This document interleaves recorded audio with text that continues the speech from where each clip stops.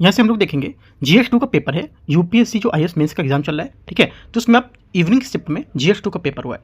GS1 का सुबह हो चुका है, अब GS2 का हुआ है। GS2 में हम लोग यहाँ पर पहला पेपर जो पहला क्वेश्चन है वो देख चुके हैं, डिस्कस कर चुके हैं कैसे कैसे आपको यहाँ पर पॉइंट से आंसर को लिखना है। अब हम लोग यहाँ पर क्या करेंगे, सेकंड क्वेश्चन को लिखेंगे। सेकंड क्वेश्चन में आपको कैसे चीज़ों को लिखना है, कैसे चीज़ों को ऐड करना है पॉइंट, ठीक है। क्वेश्चन बोला है एक वर्ग के रूप में महिलाएं ना तो किसी अल्पसंख्यक समूह का अंग है और ना ही वे पिछड़ा वर्ग बनाती हैं या बनाती मानी जाती हैं। इस कथन के प्रकाश में स्थानीय निकाय के संसद तक के महिलाओं के आरक्षण का क्रमिक विकास की विवेचना करना है। कैसे लिखोगे आंसर? देखो आंसर हम लोग लिखेंगे, पहले इसका प्रस्तावना डालेंगे कि महिलाएं जो हैं भारत की कुल आबादी का लगभग आधा हिस्सा है और वे कोई अलग जातिगत या धार्मिक अल्पसंख्यक समूह नहीं है, बल्कि एक व्यापक सामाजिक वर्ग है। इसके बावजूद प्रतिशतात्मक व्यवस्था के कारण राजनीति में उनका प्रतिनिधित्व ऐतिहासिक रूप से बेहद कम रहा है। फिर अपनी मेन बॉडी में आएंगे। मेन बॉडी में लिखेंगे इसमें कि स्थानीय निकाय जैसी जमीनी शुरुआत, या आप हेडिंग डाल दोगे कि स्थानीय निकाय में जमीनी शुरुआत। इसके अंतर्गत आप लिखोगे हेडिंग के अंतर्गत कि 73वें और 74वें संविधान संशोधन 1992 के माध्यम से पंचायती राज और नगर निकाय की महिलाओं के लिए 33% सीटें आरक्षित की गई हैं। बिहार, मध्य प्रदेश जैसे राज्यों ने इसे बढ़ाकर 50% किया है और जिससे 14 लाख से अधिक महिलाओं का प्रतिनिधि के रूप में उभरी हैं। सेकंड पॉइंट आप इसी में लिखोगे हेडिंग डाल के संसदीय आरक्षण का लंबा संघर्ष।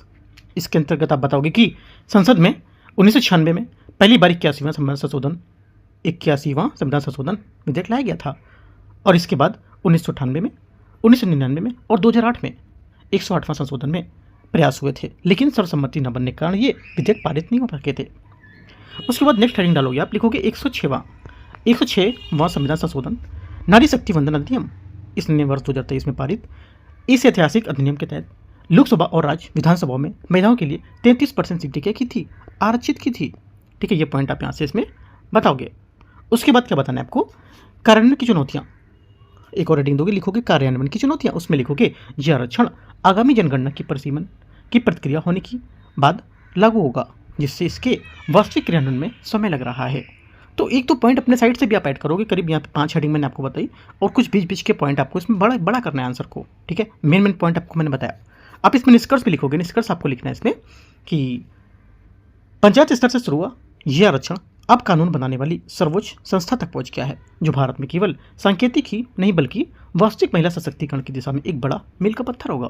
तो ऐसे करके आप अपना अच्छा सा फ्रेम करके एक अच्छा सा आंसर लिख के भेज सकते हो। तो आपका आंसर चेक भी किया जाएगा अपने चैनल पर, यूपीएससी नॉलेज टेक अपना चैनल है, ठीक है। वहाँ पे आप सेंड कर सकते हो उसको और अच्छे से एक क्वेश्चन की अपना प्रैक्टिस करना है। मैं भी यहाँ पर आपको प्रैक्टिस कराता रहूँगा।